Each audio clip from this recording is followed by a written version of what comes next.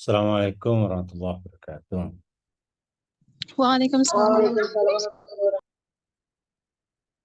Waalaikumsalam warahmatullahi wabarakatuh. Jadi bahas siapa sekarang? Hudud. Al-hudud.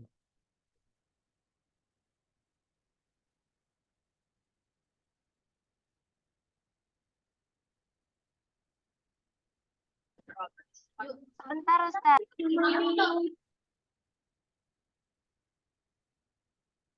Absensi ada di pertemuan 15 ya. Hudud.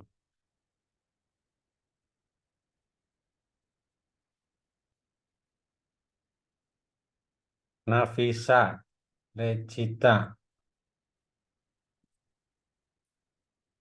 Iya Ustaz, sebentar. Iya.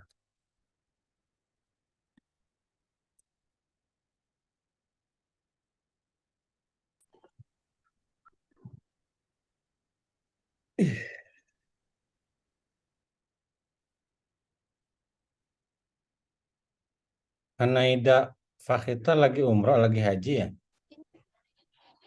Gambarnya haji.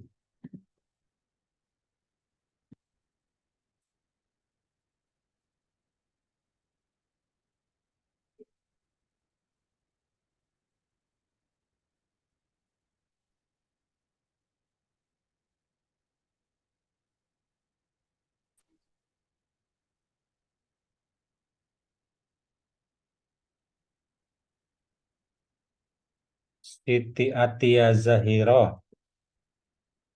Muhammad Sultan An-Nafi. Nafisa Recita. Silakan.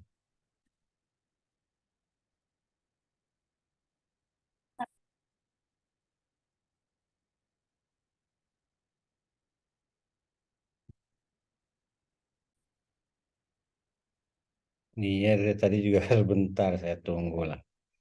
Tenang aja, sabar, sabar.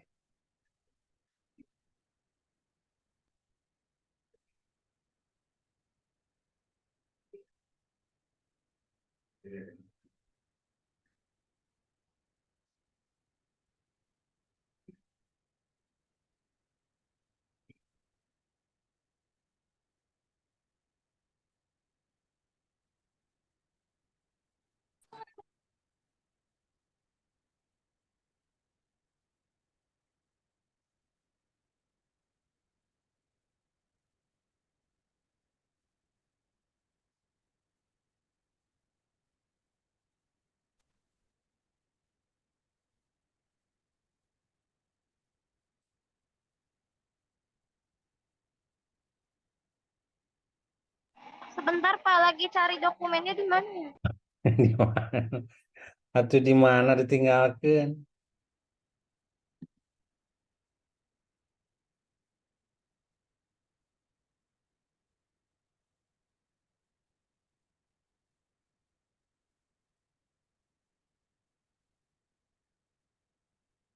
Oke, sambil nunggu ya.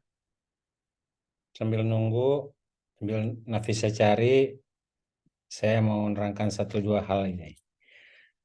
Baik, ini ada sudah mengumpulkan sekitar banyak nih.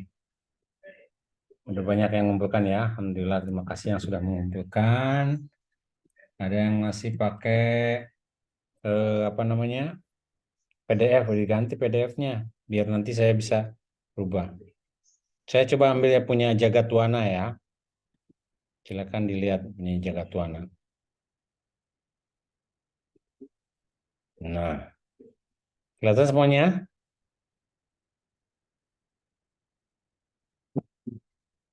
Kalau udah kelihatan, saya akan bahas sedikit demi sedikit satu persatu ya. Baik, Terlihat, Pak. oke. Zakat dan permasalahannya. Jagatwana dan Novi Amelia. Oke. Nanti kalau boleh tambah satu terakhir sama saya. Oke, biar lebih enak. Ya, ini pertanyaan Rusli. Oke. Biasanya di sini koma.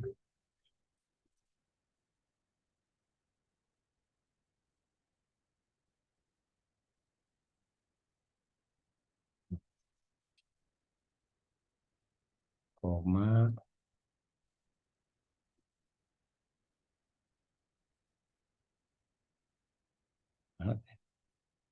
function control. Oke, apa? Nanti koma ya.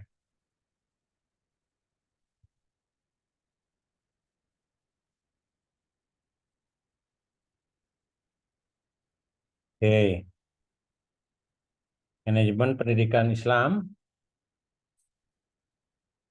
Fakultas Kenegaraan Janda 1 dan 2 di sana.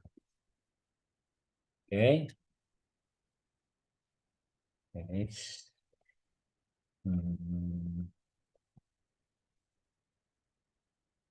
Muncul sini. Baik. Berangkat dari zakat, abstrak ya, zakat merupakan rukun Islam. Yang ketiga, yang wajib. Ada 2 yang, ini redundant ya. Dan wajib ditunaikan oleh setiap umat Islam. Titik. Zakat memiliki potensi yang besar di Indonesia dalam menanggulangi permasalahan masyarakat. Permasalahan apa? Dalam menanggulangi masalah kemiskinan dan masalah sosial lainnya. Apa itu masalah sosial lainnya? Bisa pendidikan, bisa kesehatan, bisa pergaulan, ya. Tapi intinya zakat menanggulangi masalah kemiskinan, terutama masalah lapar. Apa? 3 hal ya, sandang, pangan, papan. Oke, malum. Namun, implementasinya dihadapkan kepada sejumlah permasalahan. Oke, permasalahan tersebut dibagi kepada 3 stakeholder. Apa 3 stakeholder? 3 pihak ya, maksudnya. 3 pihak yang berperan dalam permasalahan, dalam apa? Nah, ini kan implementasi dihadapkan sejumlah permasalahan tersebut dibagi kepada. Kalau dibagi kepada biasanya unsur-unsur yang menguatkan. Ya, permasalahan tersebut berfokus mungkin ya kepada 3 pihak yang berperan atau 3 peran penting. Diulangi aja, 3 peran penting, yaitu regulator, khususnya pemerintah.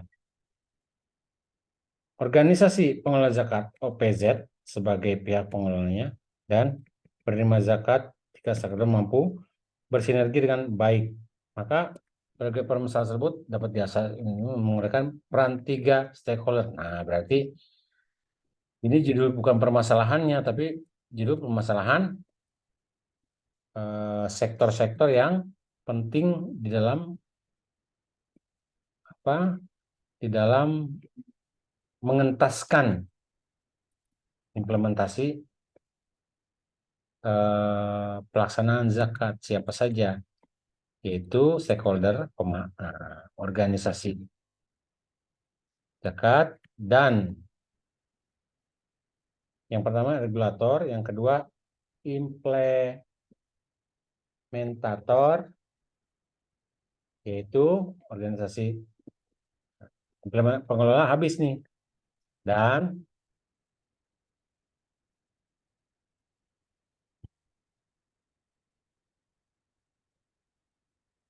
penerima zakat. Nggak usah pakai kurung, objek penerima zakat. Maka temuan penelitian ini adalah jika stakeholder tersebut mampu, ketiga pihak stakeholder tersebut mampu bersinergi pasti baik. Maka berbagai masalahan terkait implementasi zakat akan dengan mudah dapat diatasi. Tulisan ini berupaya menguraikan akan menguraikan, nggak usah pakai akan, peran tiga stakeholder tersebut. Kata kunci minimal 5. Oke? Raden Mutiara. Kata kunci minimal 5. Zakat, stakeholder. Terus 3 tadi. Implementator.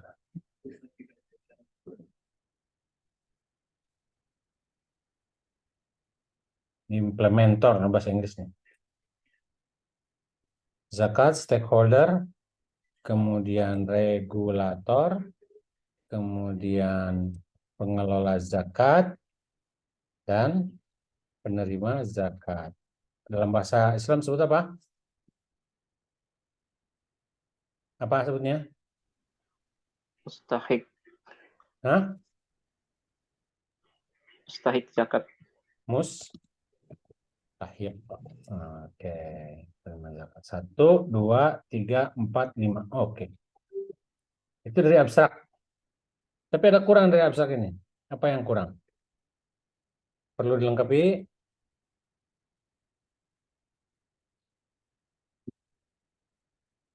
Metode. Baik metode penulisan maupun metode penelitian. Biasanya menggunakan deskriptif analitik. Nah, atau deskriptif kualitatif, analisis deskriptif ya.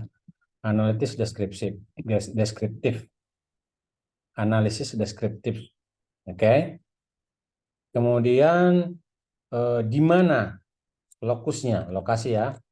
Lokus dan fokus. Fokusnya udah ada tadi 3.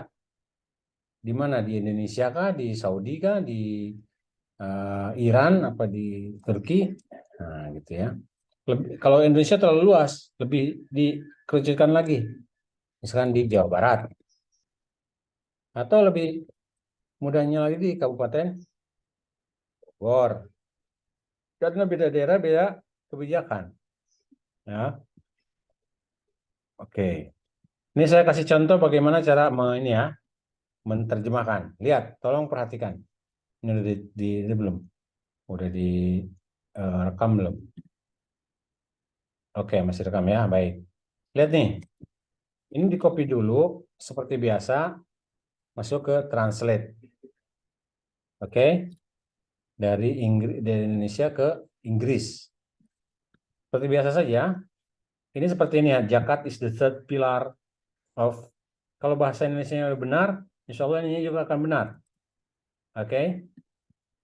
Nah, tapi ini belum bahasa yang baku, belum bahasa yang apa namanya? Belum bahasa yang akademik. Masuk ke summarize atau ada namanya di bentar ya. Nah, summarizer namanya Quillbot ya. Teksnya kita tadi ini ya. Zakat is the third pillar, sama kan? Zakat is the third pillar. Oke. Masuk ke sini. Ini baru dari penerjemahan. Kita buat summarize-nya, disummarikan. Ini diringkas. Tapi yang lebih enak itu kita dibuat parafrase. Nah, ya. Jangan di summary tapi di parafrase. Summary itu nanti di apa? Disimpulkan. Ini di parafrase aja. Oke, parafrase, maka ini hasilnya. The third pillar of Islam is zakat. Rukun ketiga daripada Islam adalah zakat, which every Muslim is obligated to perform. Kan? Beda kan bahasanya kan? In Indonesia, zakat hold the most promise for resolving issues with poverty and other social issues. However, nah, tinggal di copy aja. Sorry. Masuk ke sini. Insya Allah tidak ada masalah. Nah, mustahik ini bahasa Arab. Oke. Nah, hapus. Nah, oke.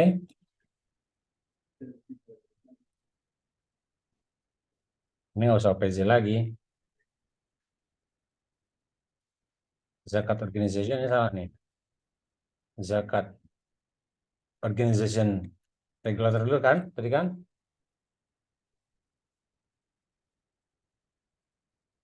Jadi dia mundur. Crucial roles, mustahik, kemudian zakat, apa namanya, pengelola zakat, dan terakhir adalah pemerintah. Oke. Therefore, the three stakeholders can cooperate. Numerous issues linked to the implementation of zakat will be readily resolved according to studies finding. Nah, berdasarkan hasil penemuan ini, paper ini akan menjelaskan tentang tiga peran penting dari yang di atas tadi. Oke, kalau mau diganti abstrak bahasa Indonesia juga bisa, tinggal terjemahin aja gini. Dibalikin lagi. Ini parafrase namanya.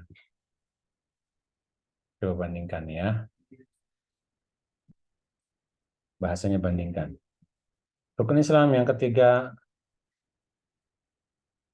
padahal yang lebih tepatnya itu salah satu rukun Islam. Bisa jadi ketiga, bisa jadi keempat. Yang ketiga katanya puasa. Oke, salah satu.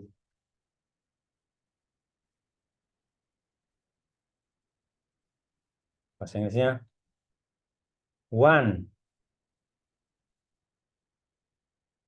of Islamic pillars is zakah. Gitu bahasa Inggrisnya. Benar nggak?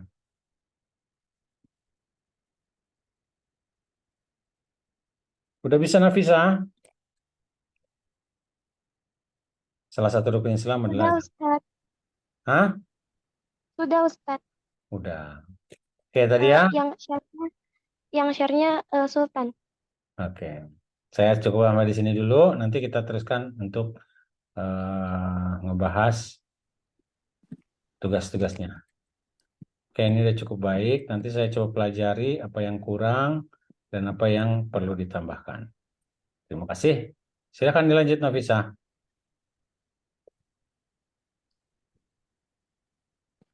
Kalau ada pertanyaan, silakan ditanyakan di kolom chat.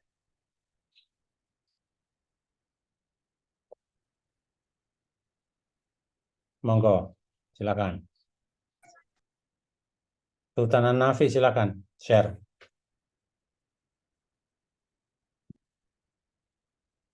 Absensi sampai jam 3 ya, silakan diisi absennya.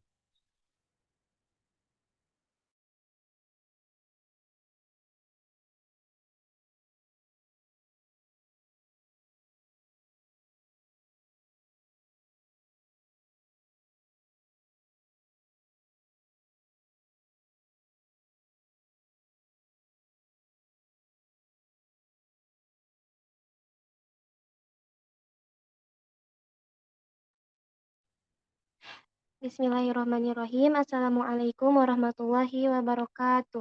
Waalaikumsalam. Waalaikumsalam warahmatullahi wabarakatuh. Perkenalkan, kami dari kelompok 15 yang akan menjelaskan tentang konsep wujud dalam Al-Quran. Di sini ada saya, Nafsa Resita Putri, dan juga dari PBA, Siti Atia Zahiro dari PBA, dan Sultan Anafi dari MPI.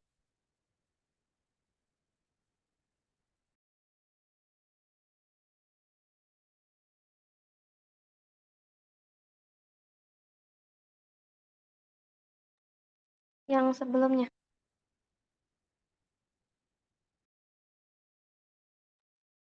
Di sini saya akan menjelaskan, hudud secara bahasa adalah jamak dari kata had yang berarti memisahkan salah satu barang atau sesuatu agar tidak tercampur dengan yang lain atau salah satunya tidak melampaui batas atau yang lainnya. Jadi, hudud itu memisahkan antara yang baik dan tidak. Sebentar.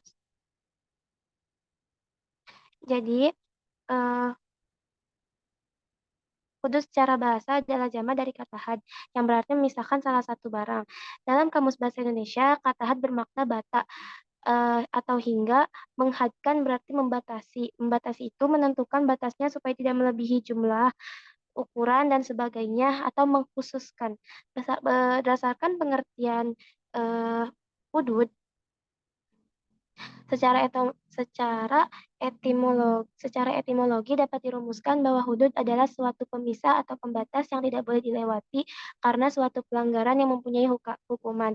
Sedangkan secara terminologinya, menurut Muhammad Al-Jurjani, memberikan definisi bahwa hudud adalah hukuman yang tertentu kadarnya yang wajib ditetapkan karena merupakan hak Allah SWT. Jadi hudud itu adalah larangan Allah SWT yang diperintahkan kepada manusia untuk memeliharanya dan tidak mendekatinya. Wa yanhauna 'anil munkar. Lanjut. Next. Terus kemudian hudud dalam Al-Quran. Hudud dalam Al-Quran itu disebutkan 9 kali, yaitu pada 5 surat, yaitu 3 kali pada surat Al-Baqarah ayat 187 yang bunyinya summa atimmus siyama ilal lail wa la tubashiruhunna wa antum akifuna fil masajid tilka hududullahi fala taqrabuha kadzalika yubayyinullahu ayatihi lin-nasi la'allahum yattaqun, yang artinya itu, yang di situ ada tilka hududullah, itu adalah ketentuan Allah, maka janganlah kamu mendekatinya.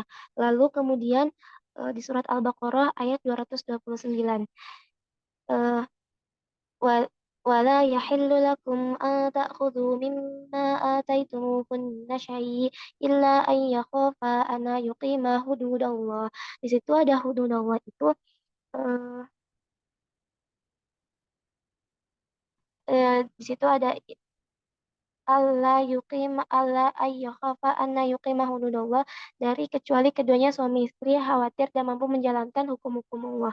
Jadi hududallah itu hukum-hukum Allah. Kemudian di surat Al-Baqarah ayat 230, yaitu wa tilka hududullahi yubayyinuha liqaumin ya'lamun. Itulah hukum-hukum Allah SWT diterangkannya kepada kaum yang mengetahui. Lalu di surat An-Nisa ayat 13, yaitu tilka hududullah, di ayat pertamanya, yang artinya itu itulah batas-batas atau yang dimaksud dengan hukum Allah. Kemudian surat An-Nisa ayat 14, yaitu yang artinya wa wa may ya'sillahi wa rasulahu wa yata'adda hududahu yudkhilhu naran khalidan fiha, dan barang siapa menurhakai Allah dan Rasulnya dan melanggar batas-batas hukumnya. Kemudian di surat At-Taubah ayat 97 yang ada pada ayat al illa rabu ashdu kufran wa nifaqan wajdaru anna ya'lamu hudu ma anzalallah, yang artinya orang-orang Arab Badui itu lebih kuat kekafiran dan kemunafikannya dan sangat wajar dan mengetahui hukum-hukum Allah. Kemudian di surat At-Taubah ayat 112, yaitu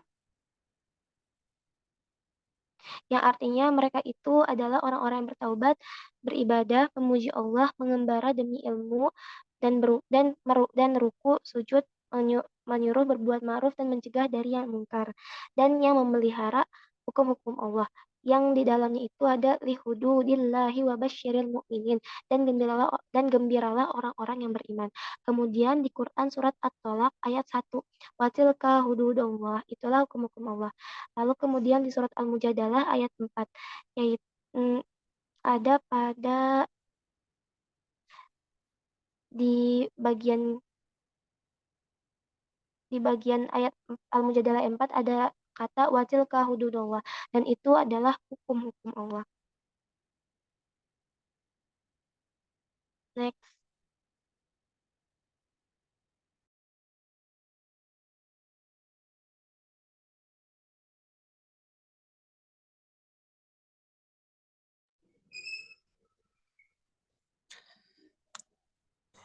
Baik, saya lanjutkan dari pembahasan tersebut.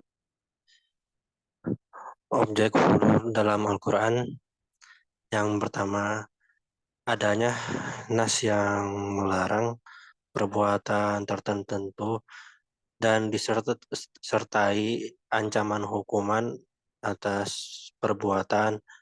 Unsur-unsur ini dikenal dengan istilah unsur formal. Jadi dalam Al-Quran terdapat beberapa nas yang menyebutkan larangan dan ancaman hukuman terhadap perbuatan-perbuatan tertentu. Misalnya Al-Quran melarang perbuatan zina dalam surat An-Nur ayat 2 dan mengancam hukuman cambuk bagi pelakunya dalam surat An-Nur ayat 2. Unsur formal dalam konteks hudud adalah nas yang melarang perbuatan tertentu dan memberikan ancaman hukuman. Adapun yang kedua yaitu adanya unsur pembuatan yang membentuk jinayat baik berupa melakukan perbuatan dilarang atau meninggalkan perbuatan yang diharuskan. Unsur ini dikenal dengan istilah unsur material. Unsur material ini berkaitan dengan perbuatan-perbuatan yang membentuk jinayat atau kejahatan. Dalam konteks hudud, hal ini merujuk pada perbuatan-perbuatan yang diharamkan secara tegas dalam Al-Quran dan disertai ancaman hukuman yang spesifik. Contoh-contoh perbuatan yang termasuk dalam hudud adalah zina, yaitu perbuatan seksual di luar nikah. Yang kedua yaitu pencurian. Ketiga, qisas atau hukuman terhadap pembunuhan. Yang keempat, hirabah atau perampokan dengan kekerasan. Dan yang terakhir yaitu murtad. Adapun yang ketiga yaitu adanya pelaku kejahatan, yaitu orang yang dapat menerima khitab, artinya pelaku jinayat telah mukallaf sehingga dapat dituntut atas kejahatan yang mereka lakukan. Unsur ini dikenal dengan istilah unsur moral. Unsur moral ini berkaitan dengan pelaku kejahatan yang bertanggung jawab atas perbuatan yang mereka lakukan. Dalam konteks hudud, pelaku kejahatan dianggap sebagai individu yang sudah mukallaf, yaitu sudah dewasa dan memiliki kapasitas hukum serta pengetahuan yang cukup untuk memahami konsekuensi perbuatannya. Dalam Al-Quran terdapat penegasan mengenai pertanggungjawaban individu terhadap perbuatan mereka, baik perbuatan yang dilarang maupun perbuatan yang diharuskan. Dengan mempertimbangkan ketiga unsur ini, objek hudud dalam Al-Quran dapat dipahami sebagai hukuman yang diberikan atas pelanggaran terhadap perbuatan-perbuatan tertentu yang diharamkan secara jelas dalam Al-Quran. Hudud memiliki aspek hukum yang meliputi larangan dan ancaman hukuman yang ditetapkan oleh Allah, serta aspek moral yang melibatkan pertanggungjawaban individu atas perbuatan mereka.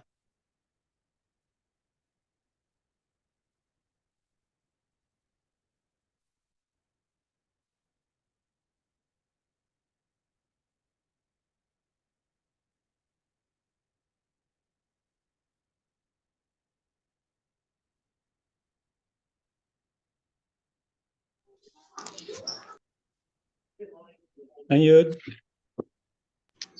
Adapun yang selanjutnya jenis-jenis hudud. Di sini jenis-jenis hudud ada 7. Yang pertama, perzinahan.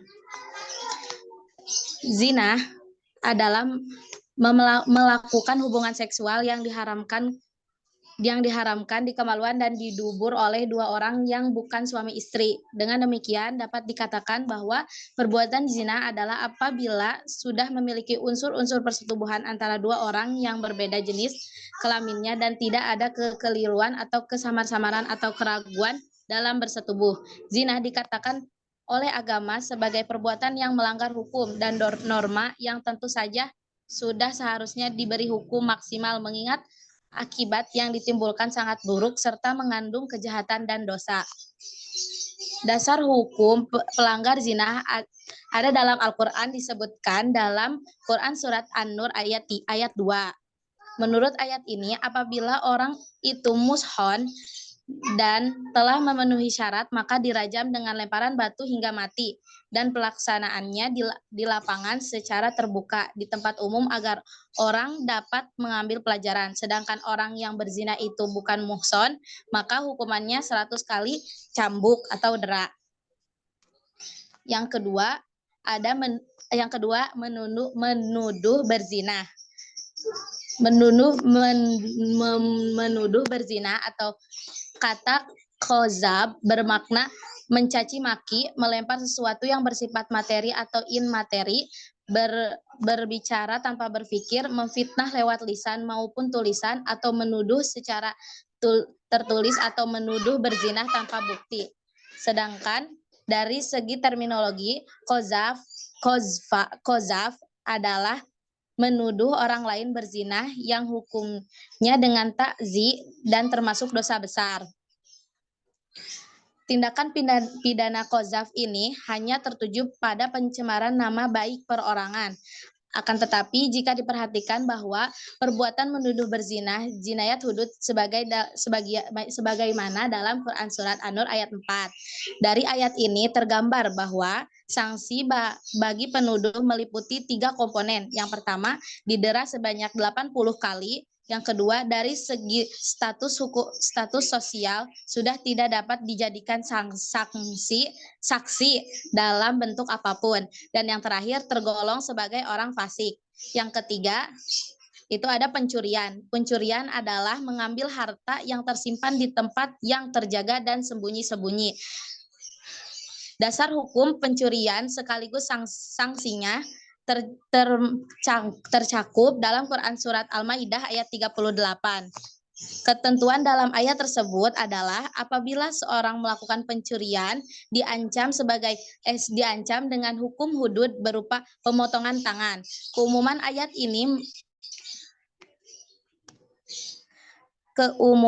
ini menunjukkan bahwa setiap pencurian dipotong tangannya. Akan tetapi jumhur ulama masih menyatakan persyaratan baik yang berkenaan dengan harta curian maupun pelakunya.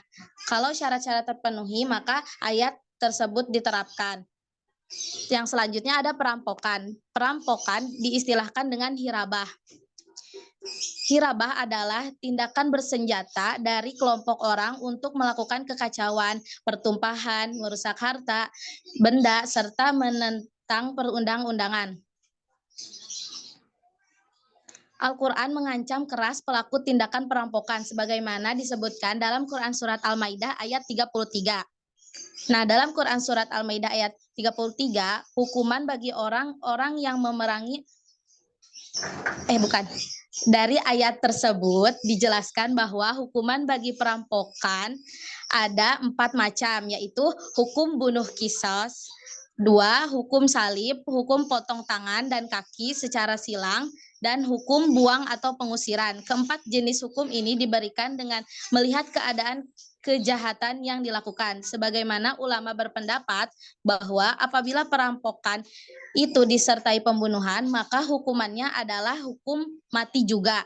Apabila disertai pembunuhan dengan keji, maka hukumannya dibunuh dengan salib. Jika perampokan dilakukan dengan pemaksaan atau ringan, maka hukumannya potong tangan dan kaki atau hukuman buang. Yang selanjutnya pemberontakan. Pemberontakan diistilahkan dengan al-bagyu.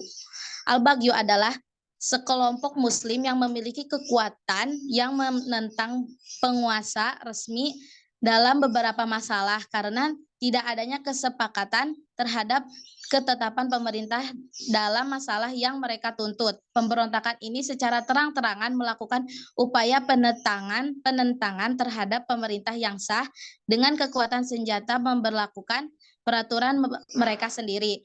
Pemberontakan merupakan tindak pidana hudud yang diancam dengan hukuman berat sebagaimana firman Allah Subhanahu wa taala dalam Quran surat Al-Hujurat ayat 9. Yang selanjutnya ada murtad.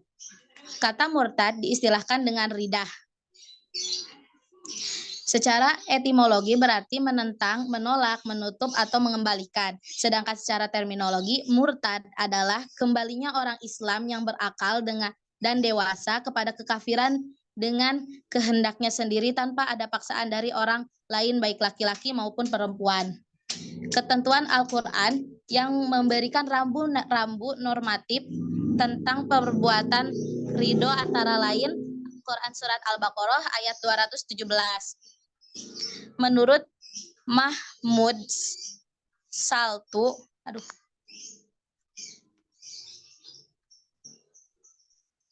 ayat ini menunjukkan kesia-siaan amal kebaikan orang-orang murtad yang sanksinya di akhirat yaitu kekal di dalamnya dan di dunia diterapkan hukuman mati. Namun menurut musafir lainnya mengemukakan bahwa ayat ini ada dua akibat orang murtad sebagaimana yang telah disebutkan Mahmud Saltu, tapi berbedanya Lagi habis kemurtadan ya. yang Waktunya sebentar lagi habis.